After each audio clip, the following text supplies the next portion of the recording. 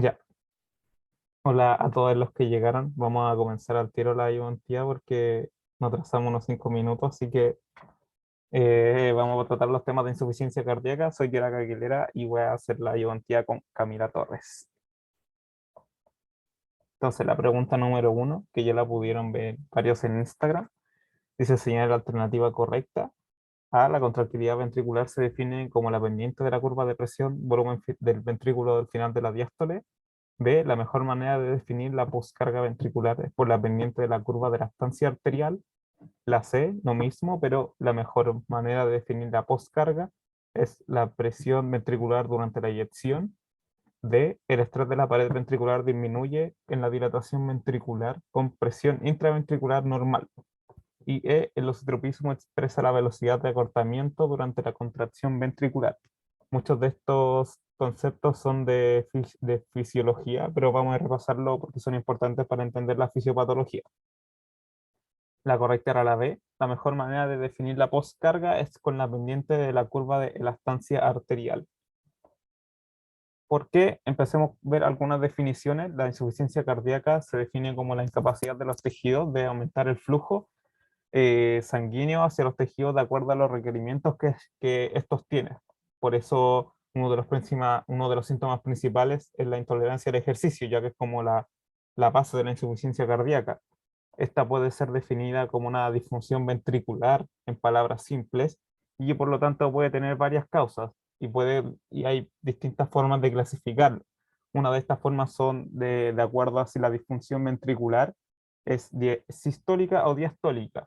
¿A qué me refiero con cada uno de estos? Recuerden que la sístole es el periodo de eyección en el ciclo cardíaco y la diástole el periodo de llenado. Entonces, la disfunción sistólica se define como la incapacidad del ventrículo de aumentar el gasto cardíaco para proveer este flujo necesario de acuerdo a los requerimientos. En cambio, la disfunción diastólica, que tiene relación a la fase de llenado ventricular, es la incapacidad del ventrículo de llenarse a una presión baja. En otras palabras, se refiere que cuando hay disfunción diastólica, el ventrículo se llena con presiones de llenado altas. ¿Cuáles son las causas de disfunción ventricular? En realidad, la disfunción sistólica, diastólica, derecha o izquierda, finalmente todos se transforman en una disfunción global, pero podemos definir algunos como gatillantes, como un paso primario, o sea, un primer paso para poder llegar a este ciclo de insuficiencia cardíaca. Por ejemplo, algunos de los gatillantes de disfunción ventricular sistólica es la disminución de la contractilidad miocárdica. Eso principalmente por causa isquémica, es decir, un infarto agudo al miocardio. También puede ser diversas otras causas, por ejemplo, tóxicas, metabólicas o infecciosas, por ejemplo. También podría ser secundaria en un aumento de la poscarga agudo, como por ejemplo en una emergencia hipertensiva, o un aumento de la precarga también agudo, por ejemplo, en una insuficiencia de la válvula aórtica, como se ve, por ejemplo, en algunos casos de disección aórtica. En cuanto a la disfunción ventricular diastólica, es decir, la que produce que el ventrículo se llene a presiones elevadas, encontramos que la principal causa de esto es la disminución del lusitropismo, es decir, en la velocidad de relajación del ventrículo. ¿Y esto a qué se debe? También una de las principales causas es la isquemia misma. ¿Por qué? Porque hay que recordar que la relajación muscular es un proceso activo que depende del ATP.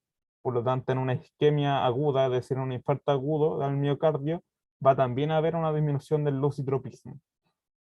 También otra de las condiciones que son necesarias para que el ventrículo se llene tiene que ver con las condiciones de la pared del ventrículo como tal y del pericardio y de los contenidos que están fuera del pericardio. Por eso mismo, también una de las causas de disfunción diastólica son las patologías pericárdicas, por ejemplo, el derrame pericárdico, la pericarditis constrictiva en su forma más severa, o un taponamiento cardíaco también en una forma muy severa.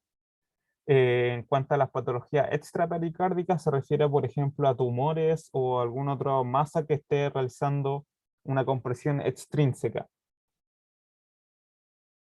¿Queda clara más o menos esta clasificación? Tiene que ver más que nada con cómo entenderlo, aunque al final todo llega a un punto final.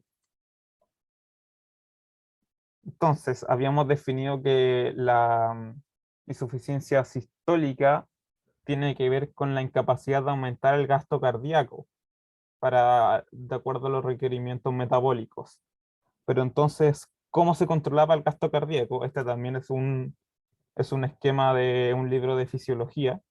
El gasto cardíaco depende de varias cosas, principalmente por fórmula era el volumen eyectivo, el volumen sistólico, multiplicado por la frecuencia cardíaca. O sea, podía aumentar de cualquiera de estas dos formas. En este caso nos escapamos de la frecuencia cardíaca porque esto se maneja de forma distinta, no tiene que ver con cambios hemodinámicos como tal. Y nos vamos al volumen sistólico, que es lo que más nos interesa con respecto a este tema.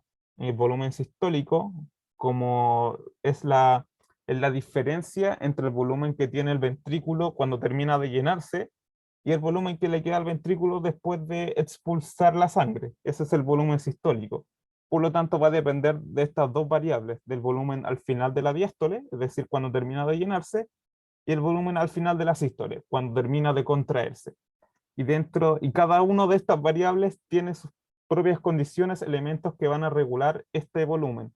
Dentro de la de fin de diástole, una de las más importantes son la distensibilidad ventricular, y acá donde se mete la disfunción diastólica, que es lo que estamos conversando recién, y también la presión de llenado, que es lo que va a definir la disfunción diastólica.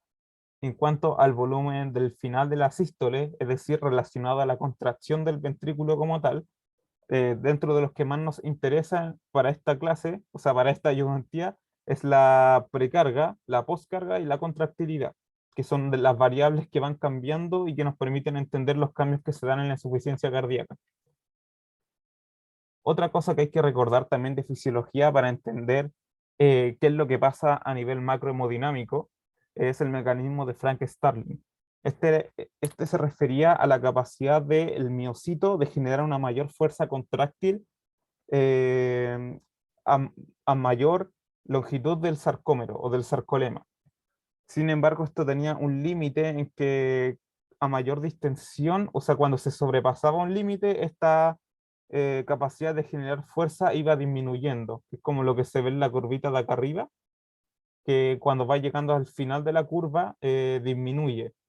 ¿Y esto a qué se debía? Si recuerdan de las clases de fisio, se refiere como a la capacidad de acoplamiento entre la actina y la miosina, y que tiene un cierto rango en la que esta capacidad es máxima. Cuando disminuye de ese rango, disminuye la capacidad de generar tensión, y cuando sobrepasa ese rango, por ejemplo, cuando el sarcómero está muy distendido, muy alargado, también disminuye esta capacidad de generar fuerza y tensión parietal. Entonces, en estos gráficos que vemos acá de presión y volumen, tratan de como graficar cómo se aplicaría la ley, el mecanismo de Frank-Starling a nivel ventricular. La presión, acá lo trata de graficar exactamente lo mismo. La presión al final de la diástole sería como el grado de tamaño que tiene el ventrículo al final de la diástole, de forma pasiva, lo que sería como equivalente a la longitud que tiene un sarcómero.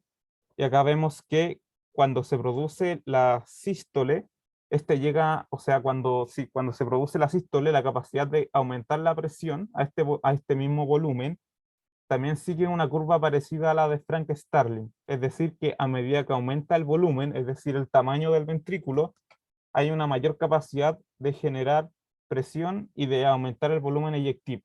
Es decir, es el mecanismo de Frank-Starling finalmente, pero aplicado a nivel ventricular, ya que el mecanismo finalmente se refiere a nivel de sarcómero.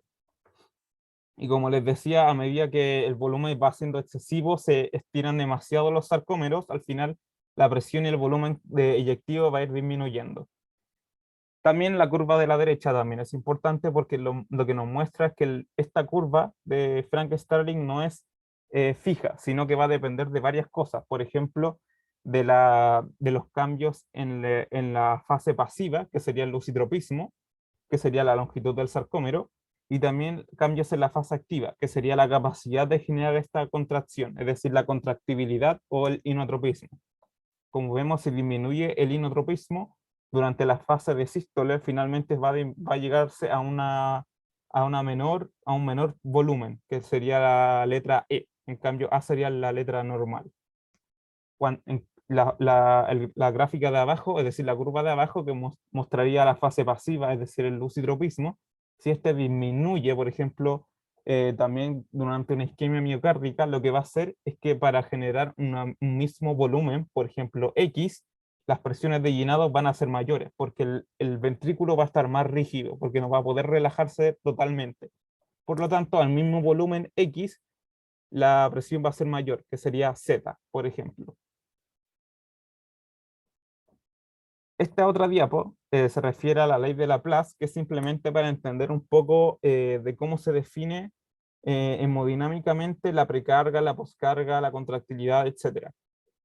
Lo que hay que entender es que la presión que genera la pared del ventrículo en algún momento dado está determinado por estas tres variables, según la ley de Laplace, que es una fórmula física, bla, bla, bla. El estrés de esta pared, que sería este, el shear stress o estrés parietal o estrés tangencial, son sinónimos, va a depender de la presión que se genere dentro del ventrículo, del radio de este ventrículo, PR, y va a ser inversamente proporcional al espesor de la pared de este ventrículo.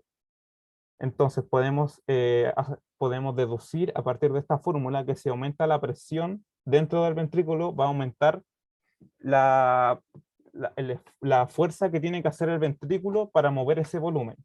Lo mismo si aumenta el radio, es decir, si se dilata este ventrículo, va a tener que aumentar la presión que genera el ventrículo para mover este volumen. En cambio, como el espesor es inversamente proporcional, si el ventrículo se hipertrofia, como se da en los casos de hipertrofia concéntrica, esto va a tender a normalizar la presión que se tiene que generar la pared para movilizar las mismas cantidades de volúmenes a las mismas presiones. Es decir, sirve como una forma de compensación.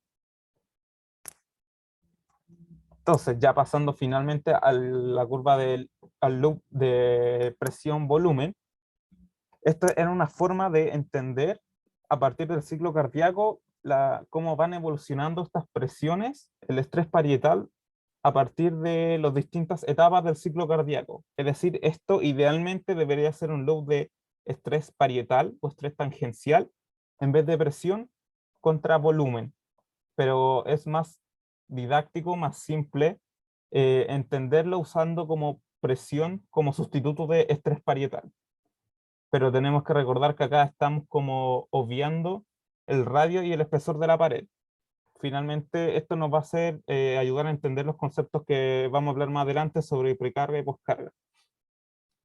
Entonces, ¿qué cosas vemos acá? Acá, por ejemplo, el tiempo está implícito, porque sabemos que este es un loop, no tiene el gráfico tiempo en ningún lado, pero sabemos que el volumen de fin de diástole se refiere al momento al final de la diástole, luego viene la etapa de contracción isovolumétrica, luego cuando se abren las válvulas cardíacas, viene la etapa eyectiva, luego la etapa de relajación isovolumétrica y la etapa de llenado, con todas sus fases que vienen en oficio, la fase de llenado rápido, lento, la contracción atrial. Todo eso está graficado de forma implícita como tiempo en este gráfico. ¿Y qué cosas son importantes? Acá es donde definimos finalmente qué es la precarga, la poscarga y la contractilidad y el locitropismo. ¿Qué sería la precarga? Se refiere en términos rigurosos, sería el estrés tangencial del ventrículo o de la pared del ventrículo al final de la diástole. Pero como dijimos, acá estamos trabajando con presión-volumen. Así que lo trabajamos como la presión y el volumen al final de la diástole, que es lo que se ve en la flecha como precarga. La poscarga, también en términos rigurosos, se refiere como al estrés de la pared durante todo el periodo de eyección. Pero nuevamente, como estamos trabajando presión, volumen y tenemos que llegar como a algún consenso, la poscarga la vamos a definir como generalmente como la presión al inicio de la sístole o también la presión al final de al final de la sístole, pero más que nada al inicio, como se ve en esta flechita. Entonces ahí tenemos la precarga y la poscarga. Otra forma de definir la poscarga, y que se supone que es la mejor dentro de este gráfico, es esta curva que se llama elastancia arterial efectiva, que llega hasta la presión y el volumen del final de sístole, que es la que se ve acá. La pendiente de esta curva que se calcula como con modelos matemáticos, sería la mejor forma de medir la poscarga, porque finalmente llega como a un promedio de las presiones durante el ciclo eyectivo. Entonces, por eso la respuesta correcta a esta pregunta era lo que decía la alternativa, que la mejor forma de medir la poscarga es la lactancia arterial efectiva. Sin embargo, como en términos simples, utilizamos la presión al inicio de la sístole.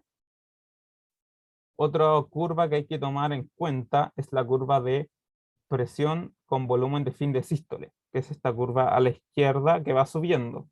La pendiente de esta curva, que se llama elactancia ventricular, es la forma que tenemos de conceptualizar en este gráfico la contractilidad, ya que si uno hiciera de forma experimental cambios en la precarga y la poscarga, esta curva siempre va a seguir igual, como vamos a ver más adelante, como para que la entiendan mejor.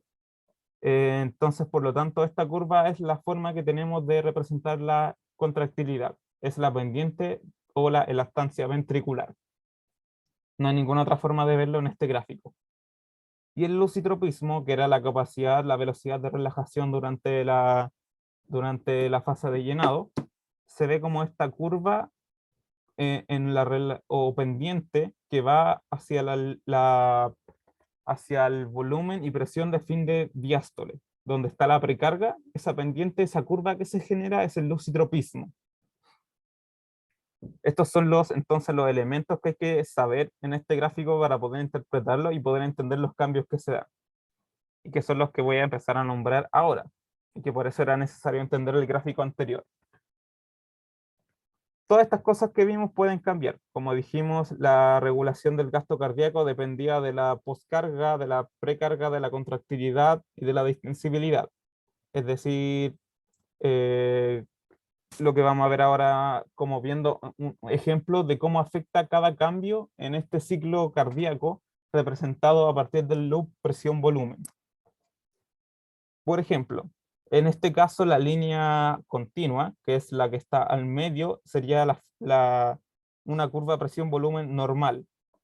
Como vemos, la contractilidad, que es la relación presión con volumen de fin de sístole, no cambia. A eso me refería que la curva de contractilidad se realiza cambiando las poscargas y las precargas, porque finalmente la curva va a ser igual.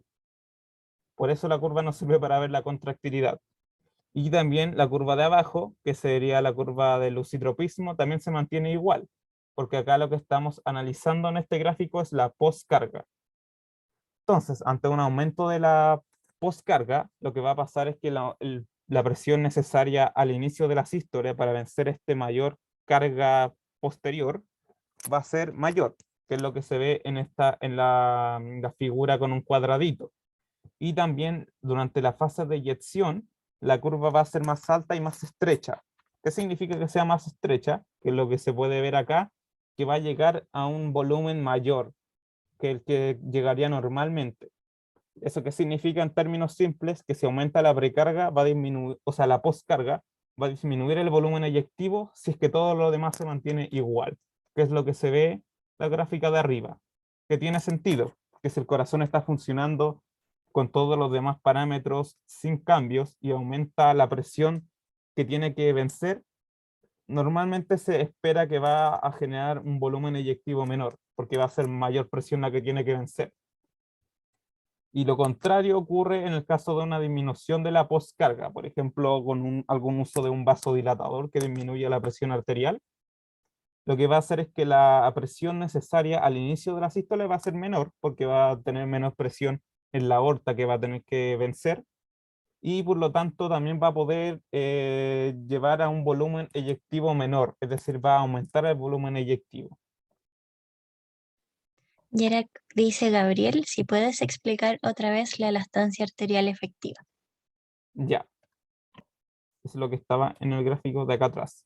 La lactancia arterial efectiva al final es como una curva con un modelo matemático en este loop de presión-volumen que permite definir la poscarga. O sea, más que la curva en sí, es la pendiente de esta curva, que es lo que se muestra acá con esta flechita, Eso es lo que permitiría definir la poscarga de mejor manera, más que la presión misma al final de la contracción isovolumétrica, que es la que está puesta acá como una flechita. Pero en términos prácticos, lo que hay que saber de la elastancia arterial efectiva es que es eso, que es la mejor forma de definir la poscarga, pero como que no se va a estar analizando en los demás gráficos. Es solamente como, porque pueden preguntarlo como definición. Y Preguntan, dice Santiago, sí, si la elastancia ventricular es lo mismo que la contractilidad. en términos prácticos, sí, pero rigurosamente la elastancia ventricular es la pendiente de esta curva, relación presión-volumen de sístole, lo que nos permite como estimar la contractilidad ventricular. O sea, no es lo mismo, es solamente el nombre en el gráfico, pero en términos prácticos, sí, es lo que nos habla de la contractilidad. Eso, pues, en las diapos que viene después se ve mejor esto mismo. Por ejemplo, la pregunta que hacía de la elastancia ventricular, si uno hiciera una línea como la que estaba acá, de elastancia arterial efectiva, que supuestamente mide la poscarga, ve que cuando aumenta la poscarga, esta curva es más inclinada, es decir, la pendiente es mayor. Por eso se dice que es la mejor forma de medir la poscarga. Y si disminuye la poscarga, también esta curva se hace más, disminuye su inclinación. Por lo tanto, la pendiente es menor, por lo tanto, la poscarga es menor. Por eso se decía que la elastancia arterial era la mejor forma de medir la poscarga. Y esto viene justo a lo que preguntaba la otra persona en el chat en cuanto a los cambios de la contractilidad. Este se mide con la pendiente, es decir, con el grado de inclinación que tiene esta curva de acá, que es la curva de presión con volumen al final de la sístole. En el caso de que aumente la contractilidad, como es el caso de la figura a la izquierda, la curva va a ser como más alta, como que la pendiente va a ser mayor. Y por lo tanto, si todo se mantiene igual, como se ve en la curva de la izquierda, el volumen eyectivo va a ser mayor, ya que partiendo desde un mismo volumen al inicio de la sístole, la curva va a ser más alta y va a llegar más a un volumen menor. Es decir, va a aumentar el gasto cardíaco, que tiene sentido. Estamos diciendo que va a aumentar la contractilidad del corazón. Entonces tiene sentido pensar que va a aumentar el volumen eyectivo. ¿Y eso cómo lo vamos a ver en la gráfica? Con esta curva que va a ser más alta, más aguda, que es la curva de presión, volumen al fin del sístole. Y caso contrario, lo de la derecha. La curva continua es la curva anormal, con disminución de la contractilidad. En este caso, la curva va a estar más plana, es decir, va a disminuir el grado. Y lo que se va a ver es que a una misma presión inicial, es decir, mismo volumen al inicio de la sístole, la curva va a ser un poquito más chica y va a llegar a un volumen mayor. Es decir, va a disminuir el volumen eyectivo, que nuevamente, si uno lo piensa, tiene sentido, porque si disminuye la contractilidad, va a disminuir el volumen eyectivo, como que tiene sentido. Y como les decía, finalmente esto se va a ver en las curvitas, en las pendientes de las curvas. ¿Qué pasa si cambia la precarga? Eso es lo que se ve en la curva de acá. Como decíamos, la precarga la podemos representar con la presión y el volumen al final de la diástole, que era este puntito estos puntitos que están acá, el blanco y o sea, el circular y el cuadrado. El que está al medio se supone que es la curva normal. Todo lo demás se mantiene sin cambios. Acá estamos hablando como cambios aislados, cambios de la precarga aislado, de la contractilidad aislado. En este caso, si aumenta la precarga, que sería el cuadrado negro, si el lusitropismo se mantiene igual, es decir, esta misma curva de abajo no cambia, al aumentar la precarga, lo que va a pasar es que el volumen va a ser mayor al final de la diástole y también, por consiguiente, al aumentar el volumen en el ventrículo, va a aumentar la presión en ese fin de la diástole, que por eso va a estar un poquito más hacia la derecha y hacia arriba. Y acá es importante que el aumento de la precarga va a generar por mecanismo de Frank-Starling, que es lo que habíamos visto antes, porque va a aumentar la distensión del ventrículo hasta el punto en que va a mejorar la capacidad de acoplamiento actina-miosina, va a generar una mayor como capacidad de generar fuerza. Y es decir, va a aumentar el volumen eyectivo. No va a aumentar la contractilidad, porque la curva que se ve acá, que era la curva de contractilidad, se mantiene igual. Entonces la contractilidad no va a cambiar, pero sí va a aumentar el volumen eyectivo por Frank-Starling, porque va a aumentar la capacidad de generar tensión de la pared ventricular. Eso cada vez que aumente la precarga. Es decir, toda la precarga, o sea, hasta cierto punto, hasta el límite de Frank-Starling, va a aumentar el volumen eyectivo y también va a aumentar la poscarga. ¿Por qué? Esto por lo que habíamos visto antes de la curva de, o sea, de la ley de Laplace, que el estrés parietal va a definirse por la presión, por el radio y por la y va a ser inversamente proporcional al espesor de la pared.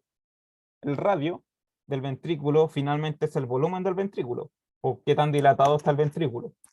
Por lo tanto, si aumentamos la precarga, si aumentamos el volumen en el ventrículo, va a aumentar también el estrés parietal. Y por lo tanto va a aumentar el estrés parietal durante la eyección, que por eso la curva, por ejemplo, la curva de la derecha llega más arriba, porque también va a aumentar la poscarga.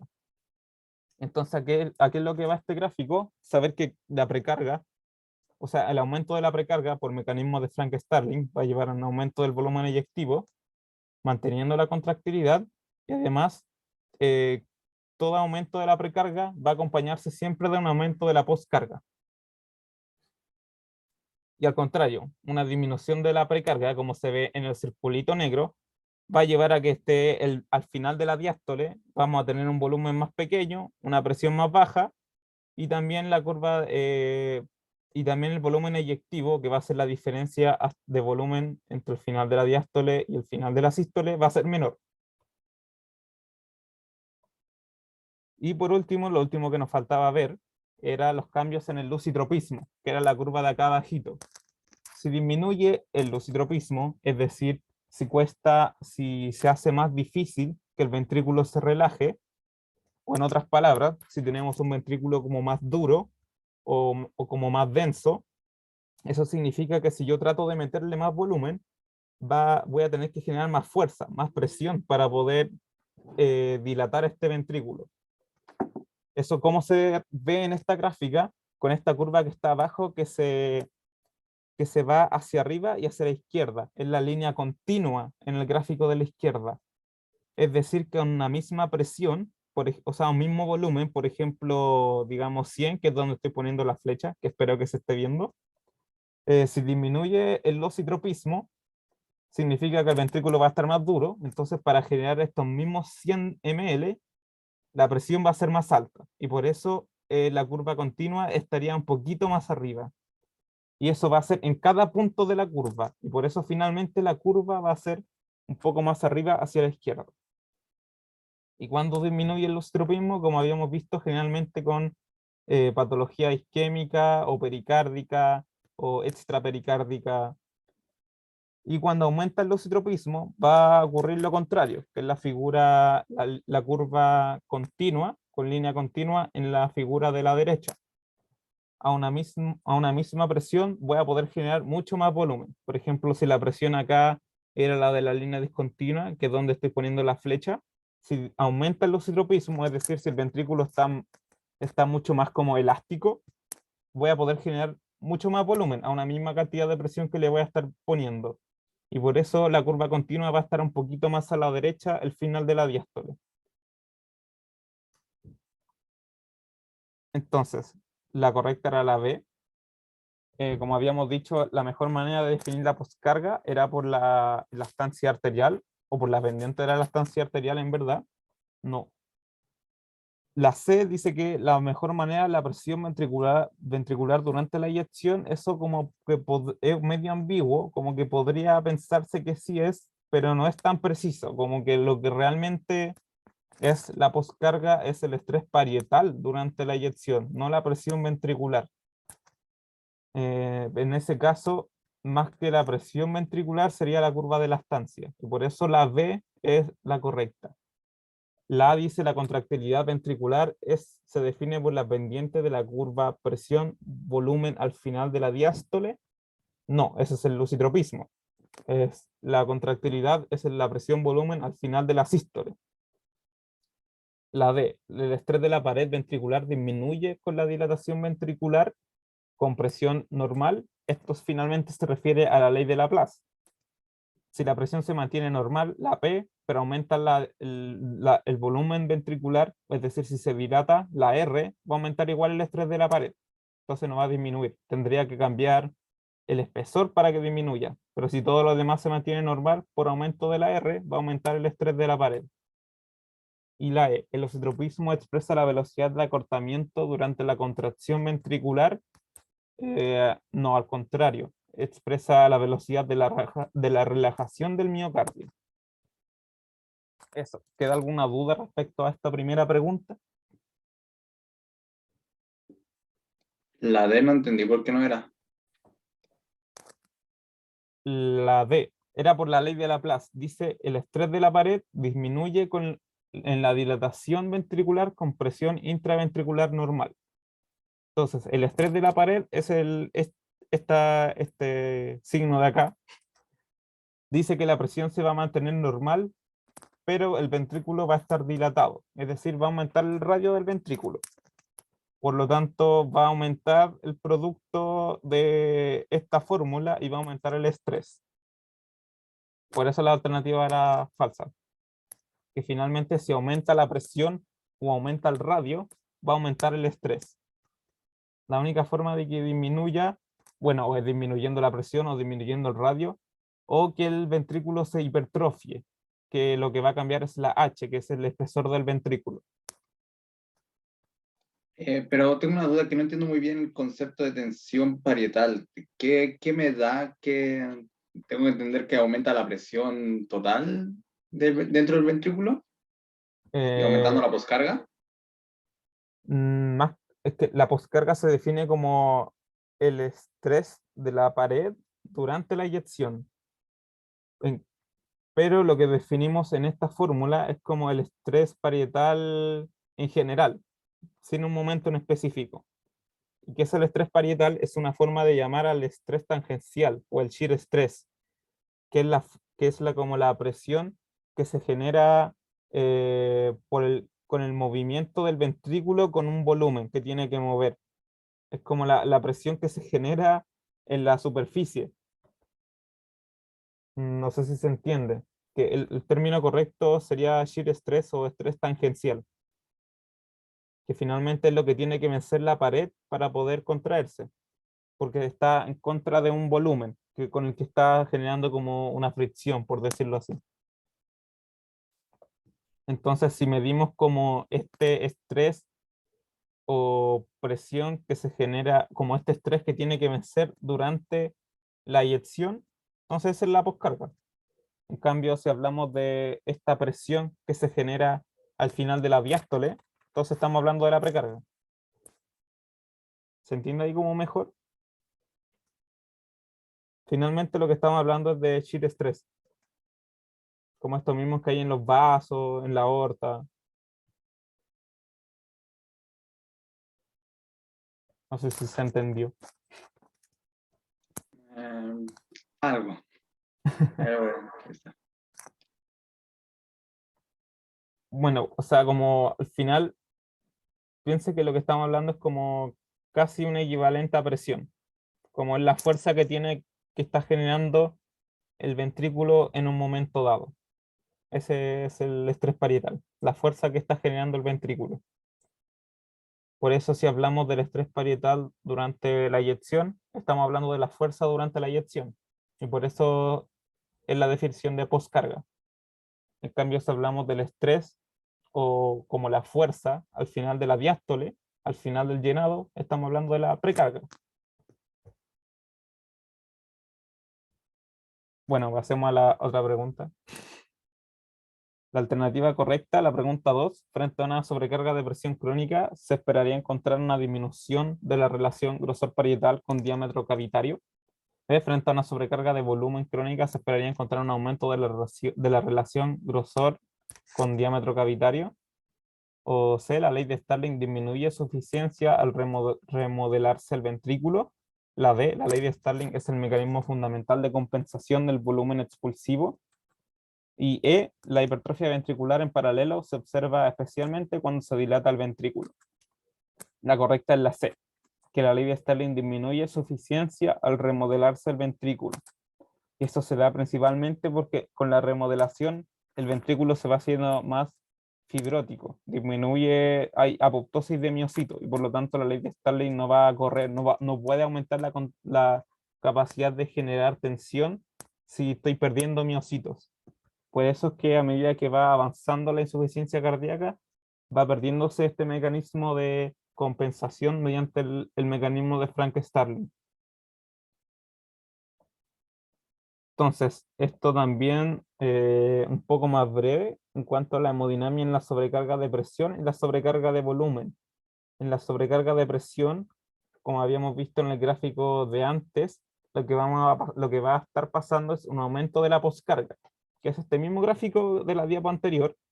El cuadradito va a aumentar la poscarga, es decir, va a aumentar la presión al final de la sístole, la curva va a ser más alta y teóricamente debería disminuir el volumen eyectivo, si es que todo se mantiene igual. Pero ¿qué es lo que pasa? Cuando hay una sobrecarga de presión, esto va a producir una serie de señalización celular a nivel del miocito y esto va a responder con una hipertrofia concéntrica, es decir, los miocitos van a tender a aumentar de tamaño y a disposicionarse en serie, van a aumentar el grosor de la pared y esto va a provocar dos cambios principalmente, que es lo que se ve acá en la figura de la derecha como las líneas discontinuas. Los cambios que se van a dar es que con una hipertrofia concéntrica, como el grosor de la pared va a estar, o sea, la pared va a estar más engrosada, va a ser más densa, por lo tanto va a ser más difícil llenarla, es decir, va a disminuir el lositropismo, que es la curva que se ve que se va hacia arriba y hacia la izquierda en el gráfico, y disminuye el lositropismo. Y además, la misma hipertrofia concéntrica tiene el efecto eh, de producir como una mayor capacidad de contracción, como de fuerza de contráctil a nivel ventricular. Eso no cambia la contractilidad, pero sí lo que va a hacer es como desplazar la curva de contractilidad a la izquierda, que es lo que se ve acá.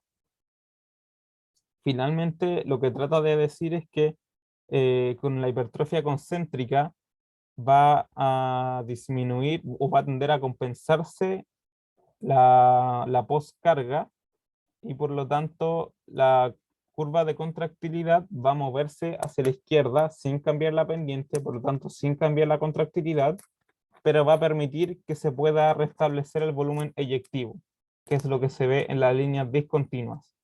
Por eso, a pesar de que el lusitropismo es más alto, a pesar de que las presiones son más altas, como en el B', como la curva de contractilidad se desplaza a la izquierda por la hipertrofia concéntrica, el volumen eyectivo se mantiene casi igual.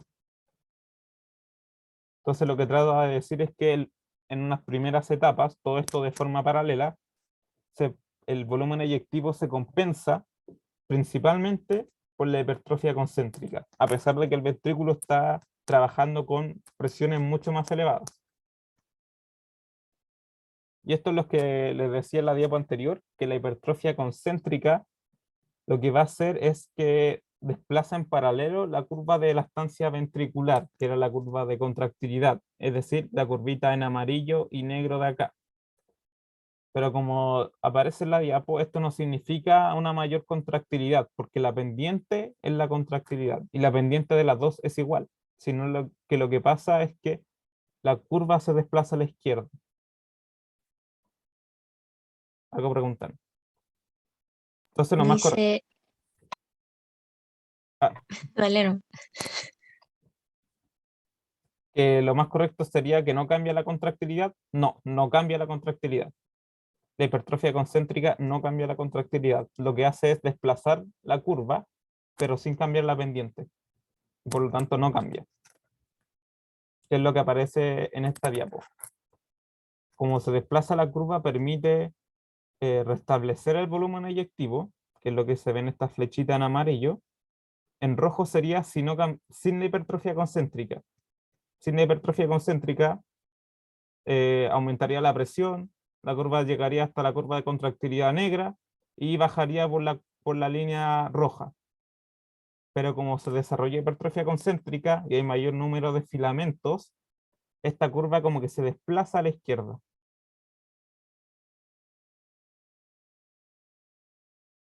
Preguntan por qué se desplaza la curva de contractilidad. En realidad yo tampoco entiendo bien cómo por qué esto se va a demostrar en el gráfico como un desplazamiento a la izquierda, pero lo que decían en la clase era eso, como que el aumento del número de filamentos contráctiles que se disponían por la hipertrofia concéntrica en paralelo causaba esto, como que la curva en el gráfico al final eso se veía como una curva que se desplazaba a la izquierda. Eso. No sabría decir exactamente por qué a la izquierda o por qué no un poquito más a la izquierda y arriba. Ahí no sé. Pero lo que pasa es eso. O sea, esa es la idea. Que la curva se desplaza sin cambiar la pendiente. Sin embargo, estas como las etapas que vienen después.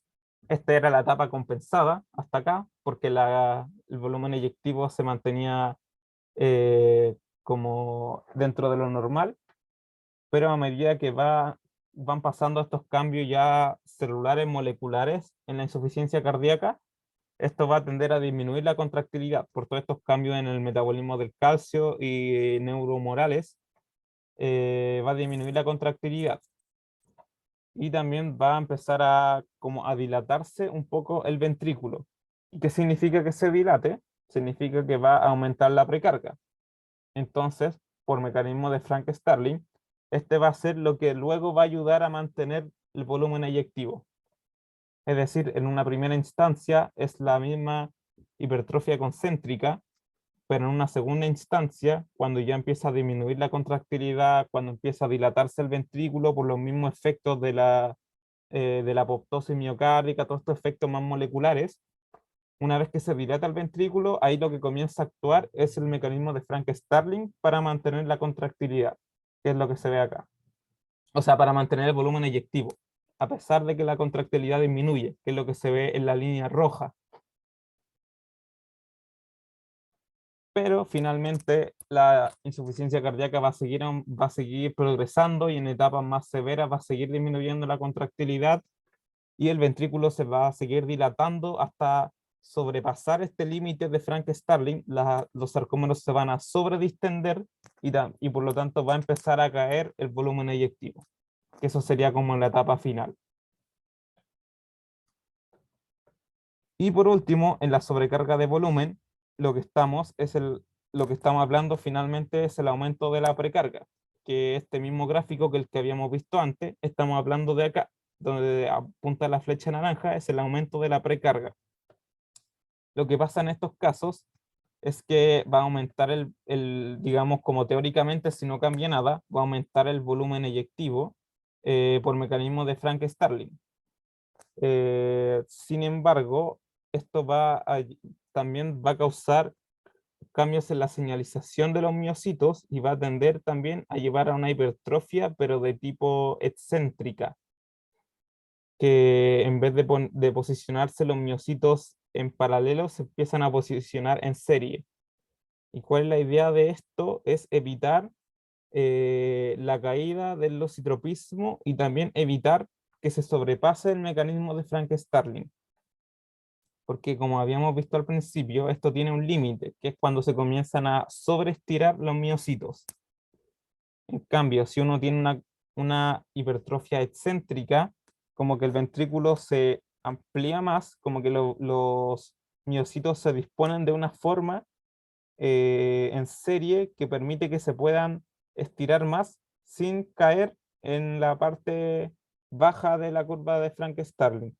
por lo tanto permite mantener este mecanismo vigente como a pesar de que avance la insuficiencia cardíaca. Y de la misma forma, como el ventrículo se adapta a esta sobrecarga de volumen, evita que haya una alteración en la relajación del ventrículo, porque las células se adaptan al ponerse en serie. Y eso evita que aumente la presión ventricular durante la fase de llenado. Pero sin embargo, lo que pasa con la figura de la derecha, y que es lo mismo que va a pasar en todos los casos, es que la insuficiencia cardíaca va a seguir progresando por todos los efectos moleculares, y finalmente la curva del lucidropismo va a alcanzar un límite, el ventrículo se va a seguir dilatando, esto no va a ser posible compensarlo con la hipertrofia excéntrica, por lo tanto va a aumentar las presiones de llenado, va a disminuir el volumen eyectivo porque se va a sobrepasar la curva de Frank-Starling, y también va a empezar a disminuir la contractilidad, que no se ve en este gráfico, pero la curva va a empezar a bajar. Finalmente todos los tipos de insuficiencia cardíaca terminan en un corazón parecido, un corazón trabajando a altas presiones de llenado, con contractilidad disminuida, con volumen eyectivo bajo. Esto es lo que le nombraba que son las diferencias entre la hipertrofia concéntrica y la excéntrica. En la concéntrica lo que pasa es una alteración de los sarcómeros en paralelo, en cambio la excéntrica son en serie. Entonces, ¿por qué la alternativa correcta era la C? Porque cuando hay una sobrecarga de presión crónica, lo que se espera encontrar es un aumento en la relación del grosor de la pared en cuanto al diámetro, porque lo que hay es una hipertrofia de tipo concéntrica. Al contrario, cuando es una sobrecarga de volumen, como la hipertrofia es excéntrica, lo que pasa es una disminución entre el grosor de la pared contra el diámetro cavitario. Y la D, que era como el principal distractor, que la ley de Starling es el mecanismo fundamental de compensación del volumen expulsivo, en verdad eso se da en fases más avanzadas. El principal factor que compensa el volumen eyectivo en la mayoría de los casos es la hipertrofia. Por eso hay hipertrofia concéntrica y excéntrica. El mecanismo de Frank-Starling comienza a actuar como en un segundo tiempo. Y la hipertrofia ventricular en paralelo se observa cuando se dilata el ventrículo, que es decir, sobrecarga de volumen. No, porque esto se da cuando hay sobrecarga de presión. Cuando hay sobrecarga de volumen, lo que hay es una hipertrofia en serie. ¿Alguna duda?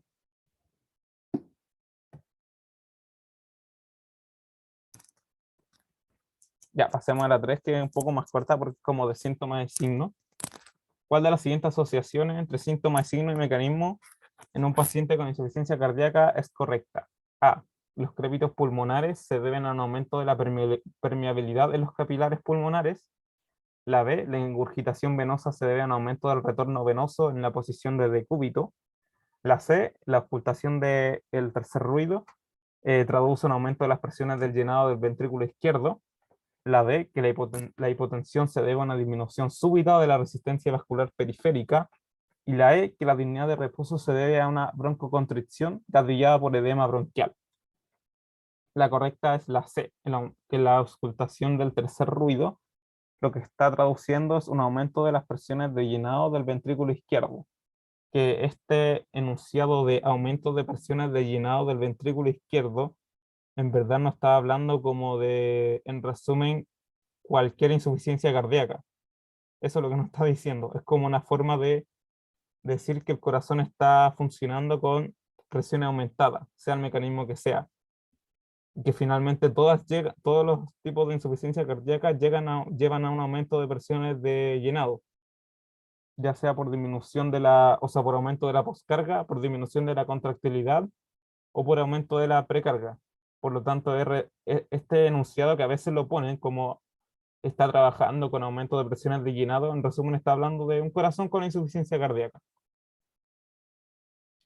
Acá están una tablita con algunos de los múltiples signos y síntomas que hay de insuficiencia cardíaca. Esto es un poco más relacionado como a semiología y medicina interna. Hay algunos síntomas que son más típicos y unos signos que son más específicos de insuficiencia cardíaca, que son los que se traducen los criterios de Framingham, que nos ayudan a poder establecer el diagnóstico de insuficiencia cardíaca en los casos dudosos. Por ejemplo, unos que son muy típicos y que es necesario recordar son los criterios mayores: la disnea paroxística nocturna, la ortopnea, la ingurgitación yugular, los crépitos, R3, que es muy específico de insuficiencia cardíaca, la cardiomegalia o el edema pulmonar agudo, el reflujo hepatoyugular y, bueno, la pérdida de peso en respuesta al tratamiento. Estos son como síntomas muy sugerentes de insuficiencia cardíaca. ¿Y por qué? Porque en relación a todos estos cambios que habíamos visto, uno puede estudiar de forma como conceptual las manifestaciones clínicas dependiendo de cuál es el ventrículo afectado, ya sea el ventrículo derecho o el izquierdo. Esto también es muy conceptual porque en la gran mayoría de los casos, como 99% de los casos, es una insuficiencia cardíaca global, ya que la principal causa de falla del ventrículo derecho es la falla del ventrículo izquierdo. Como que las únicas causas de falla del ventrículo derecho aislado son como algunas hipertensiones pulmonares idiopáticas, que es como el cor pulmonare. Pero la gran mayoría de los casos, en verdad, una insuficiencia cardíaca derecha no está hablando de una insuficiencia cardíaca izquierda, una insuficiencia cardíaca global. Pero para entender los síntomas y los signos se puede conceptualizar de esta manera. Si tenemos una insuficiencia cardíaca derecha, lo que va a pasar es que va a acumularse presión hacia atrás y también si no estamos teniendo un volumen eyectivo hacia los pulmones, hacia la arteria pulmonar, la sangre venosa va a tender a acumularse hacia atrás y por lo tanto vamos a tener congestión en los tejidos tisulares, en los tejidos periféricos. Y por eso mismo tenemos edema y ascitis por aumento de la presión venosa que va a vencer las fuerzas oncóticas y las fuerzas tisulares contra la salida de líquido y por lo tanto va a causar un edema intersticial. Recuerden que el movimiento de fluidos a nivel capilar depende de las fuerzas de Starling, que también se llama Starling por algún motivo, que donde está la presión hidrostática, la presión intersticial y la presión oncótica, y que por lo tanto en este caso lo que va a hacer es, como aumenta el continente venoso, va a aumentar la presión hidrostática y va a finalmente ser la causa de que el fluido salga desde las venas hacia el intersticio y cause este edema. Y lo mismo pasa a nivel hepático. Va a causar ascitis o congestión venosa hepática. Y que esto puede llevar también a signos como disconfort abdominal o ya francamente como dolor a la palpación del hipocondrio derecho. Y también puede llevar a otros síntomas abdominales porque esta congestión venosa se va a dar a todo el sistema venoso que está antes del ventrículo derecho, o sea, aurícula y ventrículo derecho.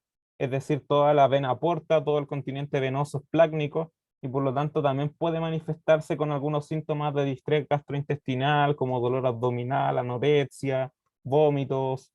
eh, Todo esto depende de congestión venosa, que son los principales síntomas de insuficiencia cardíaca derecha.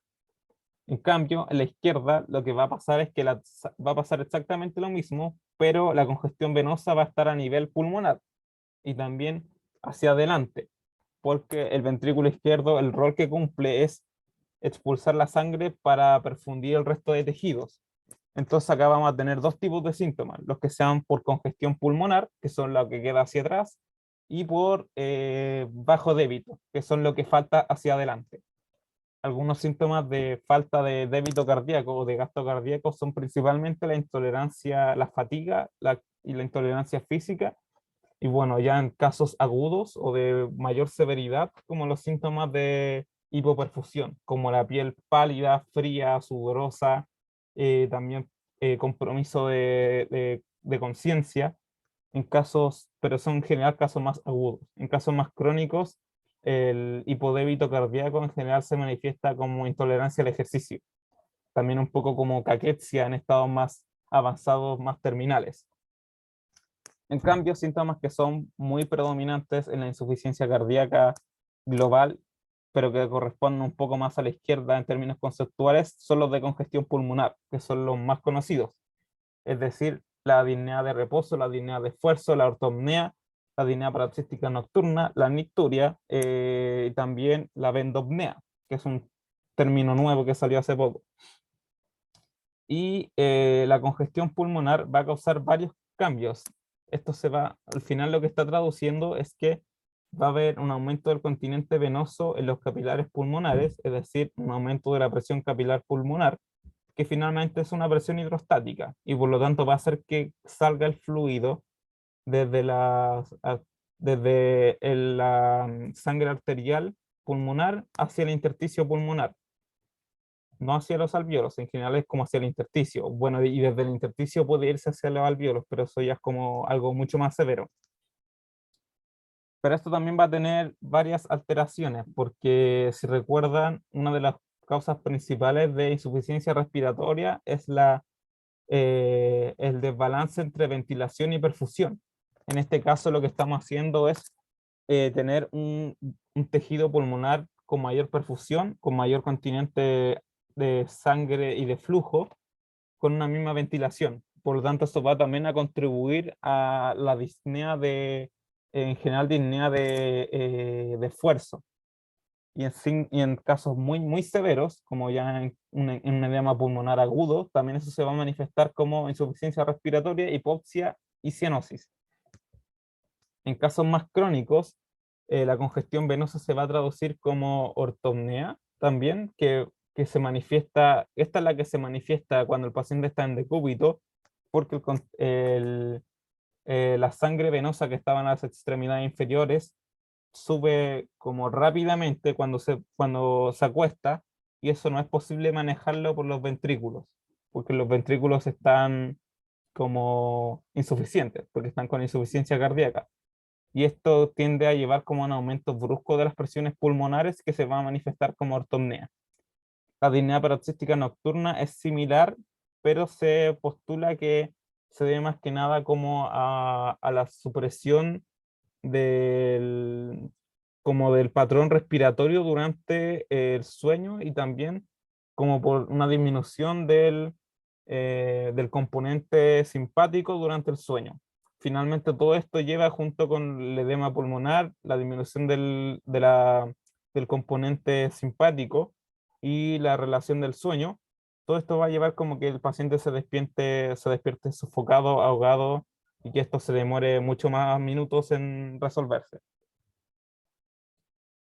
También en cuanto a la congestión, podemos dividirlas como, también de una forma de entenderlo, como en una congestión venosa, o sea, una congestión, o sea, un aumento del volumen a nivel tisular o intravascular, que no estamos hablando de lo mismo que estábamos conversando delante. Como signos de congestión tisular está el edema, los crépitos y la ascitis, por lo mismo que habíamos hablado delante, por aumento de las presiones hidrostáticas que causan que el fluido salga. En cambio, como aumento de la congestión intravascular, que también es parecido pero genera síntomas distintos, acá tenemos la ortopnea, el R3, la bendopnea y la ingurgitación yugular, ya que lo que estamos viendo en todos estos casos no son por depósito de fluido en el intersticio, sino que por la misma congestión venosa en las venas mismas. Por ejemplo, el tercer ruido se genera por el flujo de sangre hacia un ventrículo a altas presiones. Eso es todo lo que tiene, eso es todo lo que manifiesta. Y por lo tanto, lo que está hablando es que el ventrículo está funcionando a presiones elevadas, que es como la definición o prácticamente un pilar de la insuficiencia cardíaca. La ortopnea también tiene que ver con, como decía, un aumento de la congestión venosa durante el decúbito que no es posible manejarlo por los ventrículos, y genera como una sensación de disnea. Pero no es que haya salida de líquido cuando uno se acuesta en un minuto hacia los pulmones y uno se siente ahogado porque se taparon los alvéolos, sino que es como una sensación de disnea gatillada por la congestión venosa pulmonar, como en el intravascular. Entonces, La correcta era la C, que la ocultación de R3 lo que traduce es un aumento de las presiones de llenado, que finalmente lo que se teoriza de por qué se produce el tercer ruido. La A, que los crépitos pulmonares se deben a un aumento de la permeabilidad de los capilares. No, se deben a un aumento de la presión capilar pulmonar, es decir, de la presión hidrostática. En general, la permeabilidad debería mantenerse normal, porque no, eso tiene que ver con las proteínas que están en la superficie. La ingurgitación venosa yugular lo que traduce son aumentos del retorno venoso en decúbito. Eso en general tampoco. La presión venosa yugular lo que traduce es un aumento en la congestión intravascular venosa, generalmente como a nivel de corazón derecho se acumula la sangre hacia atrás y eso se manifiesta como ingurgitación yugular, pero como habíamos dicho, prácticamente que hablemos de insuficiencia cardíaca derecha es hablar de insuficiencia cardíaca izquierda, salvo excepciones. La hipotensión, en general, en insuficiencia cardíaca, es cuando estamos hablando de una insuficiencia cardíaca aguda, y en ese caso estamos hablando de un shock cardiogénico, que el componente cardíaco se manifiesta como una disminución del gasto cardíaco, es decir, una disminución de la contractilidad en general, ya que si disminuye la resistencia vascular periférica de forma brusca, lo que estamos hablando en general es como de un shock distributivo, y eso no va a ser la causa de la hipotensión. O sea, va a ser la causa de la hipotensión, pero no con un componente cardíaco. Ahí lo que va a tender sería como incluso a mejorar quizá un poco la capacidad cardíaca porque va a disminuir la poscarga, pero también va a disminuir la presión. Y la última, la disnea de reposo, en general, más que una broncoconstricción, que eso se da como en algunos casos de disnea de esfuerzo asociada a broncoconstricción, que puede pasar, puede haber broncoconstricción por el edema bronquial, por la misma congestión pulmonar que caracteriza la insuficiencia cardíaca, pero la disnea de reposo en general es como un componente mucho más complejo que tiene que ver con la congestión pulmonar crónica, con el desbalance entre ventilación-perfusión, y también como entre otros mecanismos también, por ejemplo, afecta la baja de la perfusión de los músculos respiratorios, una miopatía de los músculos respiratorios, etcétera. ¿Eso, alguna duda en cuanto a síntomas y signos?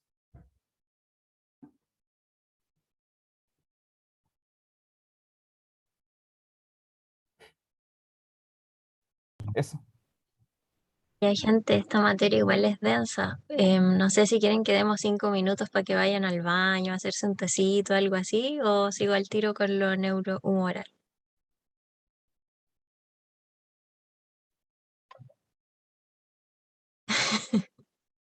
XD, ya. Sí. De una. Ya démosle entonces. Voy a tratar de ser sintética con lo que viene, ¿ya? No es tan largo. Y les van a preguntar harto de hemodinamia, más que de lo neurohumoral. Así que está bien, por eso era un poco más larga esa parte. Así que ya, veamos la pregunta 4. Respecto a las alteraciones neuromorales presentes en la insuficiencia cardíaca avanzada, es correcto afirmar que A. La activación persistente de los receptores tipo 1 de angiotensina 2 empeora la enfermedad al provocar disminución de la contractilidad. B. La liberación de ADH empeora la enfermedad por retención de agua libre y disminución de la poscarga. C. La liberación de ANP empeora la enfermedad al provocar un círculo vicioso de fibrosis más activación de metaloproteinasas de matriz. Y D. La activación persistente de los receptores beta 1 de catecolaminas empeora la enfermedad al disminuir la precarga. Dale nomás. Ya, cuando hablamos de los mecanismos neuromorales, si se fijaron, todas las alternativas decía empeora la enfermedad porque esto es lo que va a pasar. Todo esto que es la respuesta neuromoral inicial va a ser un intento de compensación que hace el corazón y todo a nivel sistémico. Se va a activar el sistema nervioso simpático, renin-angiotensina, la antidiurética, los péptidos natriuréticos, otras factores inflamatorios para tratar de compensar esta falla cardíaca por múltiples razones que ya se conversaron.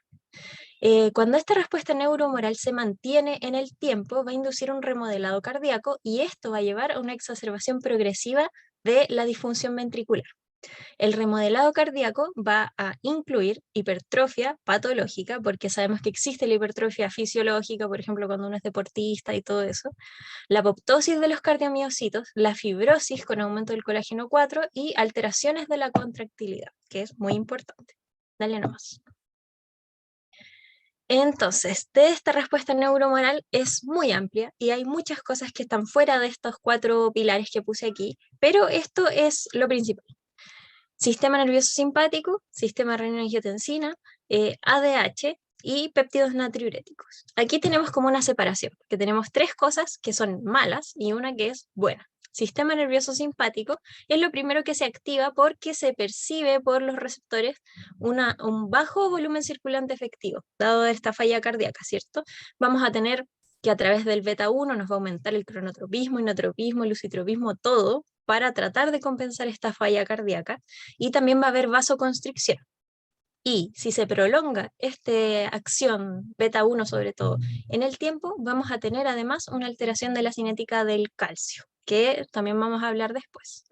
Por otro lado, tenemos el sistema renina-angiotensina, que nos va a inducir también vasoconstricción, hipertrofia, fibrosis y retención de sodio y agua, igual que la ADH, que nos va a llevar a retención de agua libre, vasoconstricción y remodelado. Estos 3 agentes tienen que saberse estos ejes, sí o sí. Ultra preguntable, y les van a preguntar por lo que hace cada uno, así que tienen que saber bien qué es lo que hace cada eje, ¿ya? Separado de estos 3, tenemos a los péptidos natriuréticos, que son el ANP y el BNP.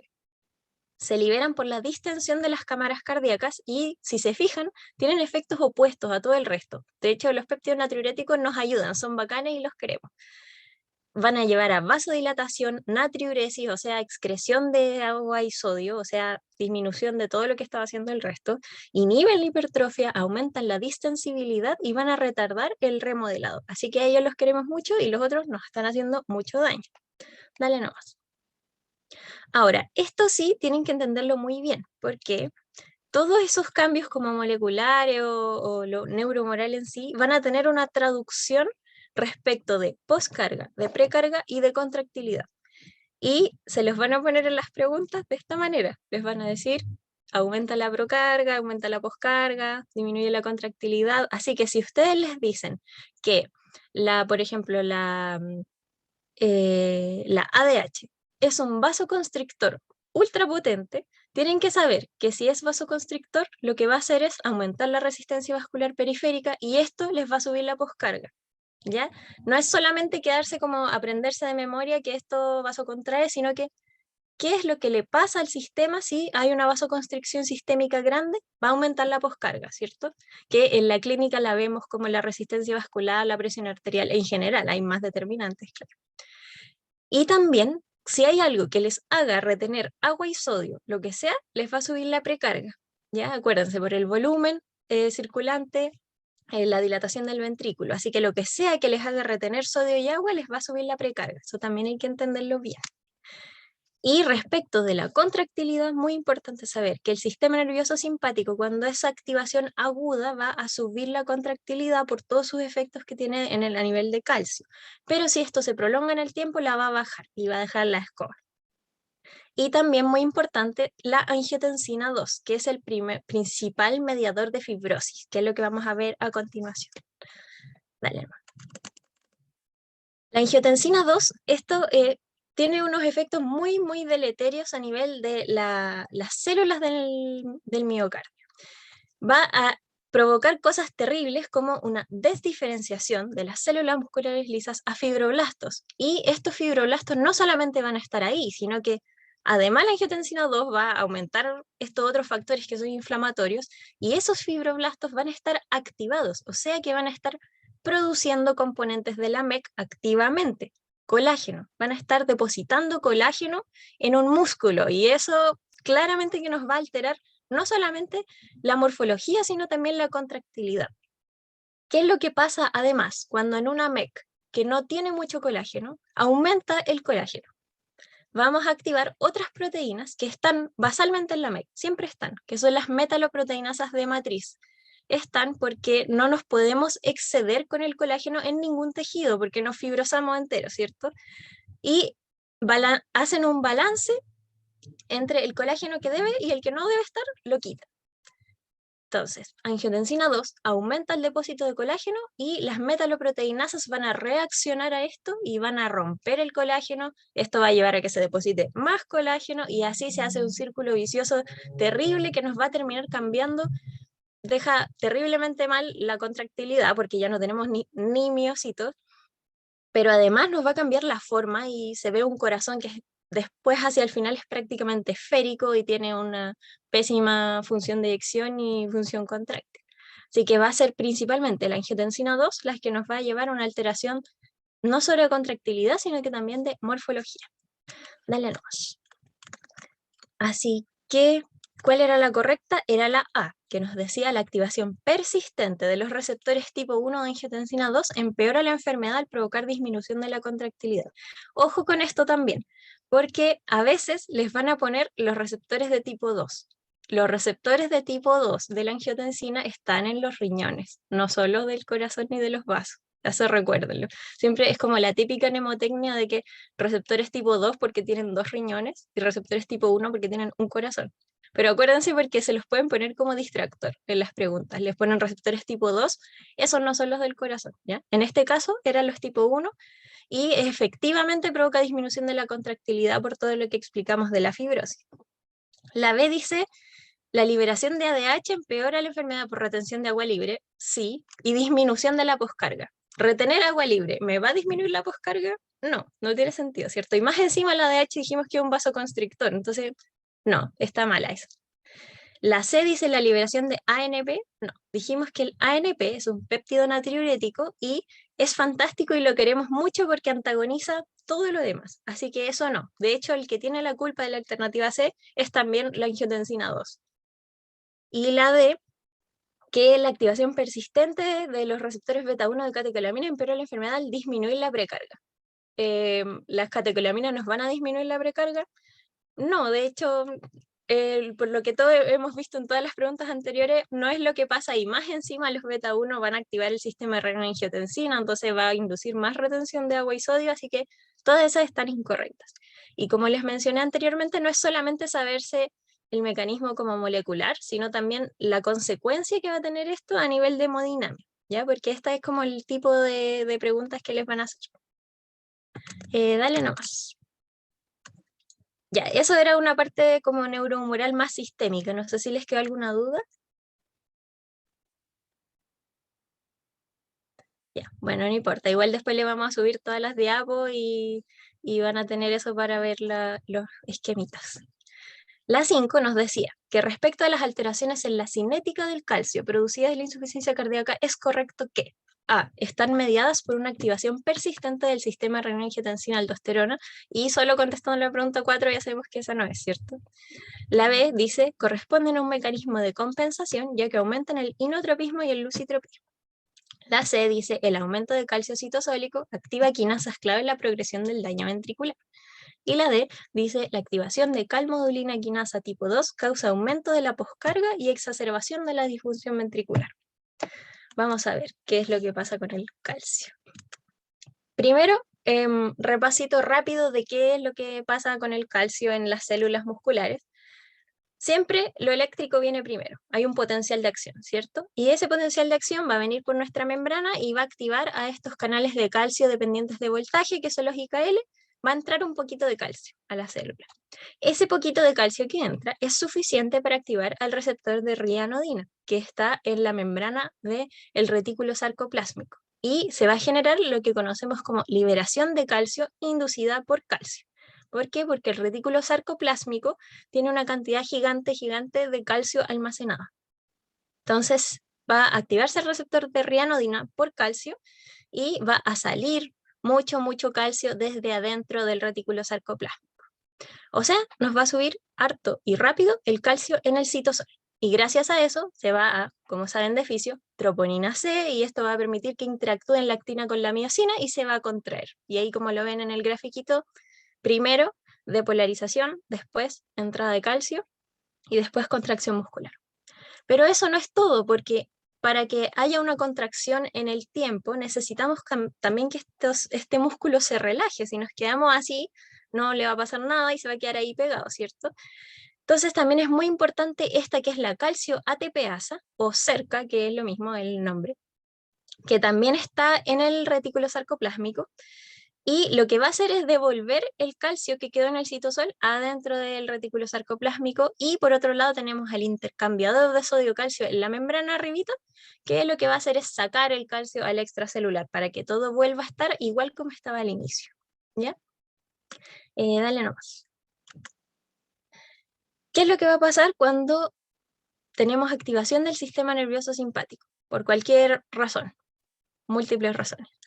Si es agudo, va a aumentar la contractilidad. ¿Por qué? Aquí en esta imagen donde sale la B, les marqué con rojo la catecolamina que se une al receptor beta. Esto activa, tiene una proteína GS y va a aumentar el AMP cíclico y va a activar la PKA, una proteína quinasa dependiente de AMP cíclico. Y las quinasas fosforilan. Entonces fosforila todo. Básicamente va a fosforilar todas las proteínas de las que hablamos antes. ¿Para qué? Para hacer esto más eficiente. O sea, más rápido la salida de la entrada de calcio y más rápido también la relajación. Todo lo que hablamos va a ser más rápido gracias a esta catecolamina. Y esa es de la respuesta que conocemos como huida o lucha. Pero si esto queda en el tiempo, mucho tiempo activado, este receptor beta de catecolaminas, lo que vamos a hacer es que esta PKA va a estar todo el rato fosforilando todo lo que vemos aquí, sobre todo aquí salen con 4 fosforilaciones el receptor de rianodina, así mucho. Entonces está muy, muy activado. ¿Qué es lo que va a pasar? Vamos a tener mucho calcio en el citosol y va a quedarse ahí, no es tan eficiente la salida del calcio como es su presencia en el citosol, y va a estar todo el rato mucho calcio ahí en el citosol. Dale a la siguiente. ¿Y cuáles son las consecuencias de que esté todo el rato aumentado el calcio en el citosol? Primero, son 2 cosas nomás. No hay reservas adentro del retículo para la próxima contracción, ¿ya? Porque recordemos que el retículo sarcoplásmico está llenito de calcio y gracias a esto es que puede pasar todo el resto, ¿cierto? El aumento, el delta, por así decirlo, de calcio. Entonces, eso ya no lo vamos a tener y va a estar menos efectiva nuestra contracción y alterar la contractilidad, ¿cierto? Y lo otro es que activa las quinasas calcio dependientes que van a fosforilar aún más cosas, ¿ya? Aquí está la famosa calmodulina quinasa 2 en rojo en el centro, y si se fijan, tiene un montón de targets, mucho, va a fosforilar muchas cosas diferentes. Antes eran las proteínas de la cinética del calcio, las que se fosforilaban por la PKA, pero ahora se suman otras fosforilaciones que van a ser a proteínas estructurales, como la miosina, la actina, la titina, y factores de transcripción que se van a activar.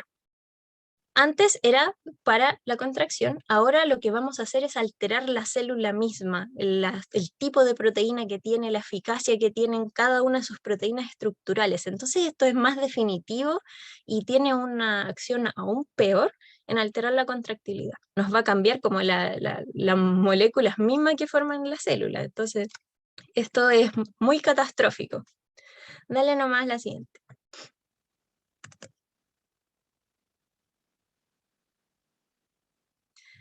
Entonces, revisemos nuestras alternativas. La A ya dijimos que estaba mala, ¿cierto? Porque el calcio no era por el sistema de renina-angiotensina, sino que tiene la culpa el sistema nervioso simpático. La B nos decía que tiene un mecanismo de compensación, y eso en agudo, pero vean que en el enunciado dice que son las alteraciones producidas en la insuficiencia cardíaca. O sea que esto ya no es agudo y ya no es compensatorio, de hecho es muy deleterio, así que la B no es. La C, sí, el aumento del calcio citosólico activa quinasas clave en la progresión del daño ventricular. Eso es real. Acuérdense, eran 2 efectos, eran las quinasas y era el... Ahí ya se me olvidó y lo dije recién. Las quinasas y la falta de calcio en el retículo. Ya, pero eran solamente esas 2 cosas, porque esa imagen se ve muy complicada, pero no lo es. Es solo para decir que se activan esas quinasas y que van a fosforilar a lo loco cosas que no deben estar fosforiladas. Y la D, que era un distractor, que dice que es la activación de la calmodulina quinasa tipo 2, aumenta la poscarga y exacerba la disfunción ventricular, y ahí uno se puede confundir porque exacerba la disfunción, sí, pero no es por un aumento de la poscarga, es por una alteración de la contractilidad, ¿ya? Así que esa era la 5 del calcio. Y nos queda solamente una para terminar esta ayudantía, que esta es más cortita. Respecto a los mecanismos de remodelación cardíaca, es correcto afirmar que la insuficiencia cardíaca por sobrecarga de presión se produce hipertrofia de tipo concéntrico gracias a la mecanotransducción mediada por calmodulina. La B dice, la activación sostenida del sistema nervioso simpático produce desdiferenciación de las células musculares lisas a fibroblastos. Y vamos al tiro analizando la pregunta. Ya sabemos que la B no puede ser porque ya lo hablamos y que esta era culpa de la angiotensina, no de las catecolaminas, ¿cierto? Así que ya lo tenemos aquí en la mente. La C nos dice que la insuficiencia cardíaca por sobrecarga de presión se produce hipertrofia de tipo concéntrico gracias a la mecanotransducción mediada por integrinas, que es parecida a la A. Y la D dice, la activación sostenida del sistema nervioso simpático produce pérdida del calcio citosólico y disminución de la contractilidad. Y también acabamos de hablar esto, no, pues no nos produce pérdida del calcio citosólico, era un aumento sostenido del calcio del citosol. Dale nomás a la siguiente. Entonces, ¿por qué les puse esta preguntita? Antes hablamos un poco de lo molecular, pero está lo macro, que les explico súper bien el Yerek. Sobrecarga de presión-volumen sostenida, remodelamiento, exacerbación progresiva de la disfunción ventricular, y aquí nos referimos a la hipertrofia, que habíamos dicho, ya les explicaron bien, que puede ser concéntrica o excéntrica, según el tipo de sobrecarga que tenemos. Si es de presión es concéntrica y si es de volumen es excéntrica. Pero ¿y cómo vas a ver una célula o un órgano que se tiene que hipertrofiar de tal forma o de tal forma según a lo que está expuesto? Es como bien etéreo, y de hecho esto por mucho tiempo no se supo, es como uno de los grandes misterios así de toda la insuficiencia cardíaca. Antes, ahora lo sabemos. Dale al siguiente. Entonces, ¿por qué fue importante poner esta pregunta? Porque el doctor lo mencionó y esto es como muy bacán, como hablando molecularmente, y también es muy preguntable, que existen en los sarcómeros estas que son las integrinas. Y las integrinas son proteínas gigantes con muchas subunidades y muchas subproteínas, que lo interesante que tienen es que están con una patita, si se fijan, adentro de la célula y con otra patita afuera de la célula. O sea, están en intracelular y al mismo tiempo están en la MEC. De hecho, ahí están conectadas con el colágeno 4, ¿cierto? Las sobrecargas de presión y de volumen generan señales mecánicas sobre la MEC. La presión es una señal mecánica, ¿cierto? Es, lo que se sensa es esto, es lo mecánico, que llega a la MEC. Pero las integrinas lo que hacen es transformar esa información mecánica que viene a la MEC en información molecular. Y esto es lo que hace que esta integrina adentro va a activar factores de transcripción diferentes según la información mecánica que le llegue desde afuera.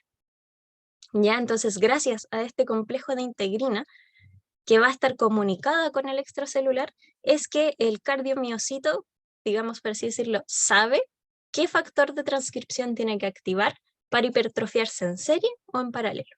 Gracias a esto, que está comunicado con el extracelular. Dale nomás. Así que esa era la correcta, que la sobrecarga de presión se produce hipertrofia de tipo concéntrico gracias a la mecanotransducción mediada por integrinas, que nos van a llevar la información sobre lo que tiene que hacer la célula para compensar esta insuficiencia. Y la A era un distractor porque dice mediada por calmodulina y nada que ver, si eso vimos que era del calcio. Y ahí está la pregunta 6, eso era. Así que hemos terminado. No sé si les quedó alguna duda y eso. Gracias por estar.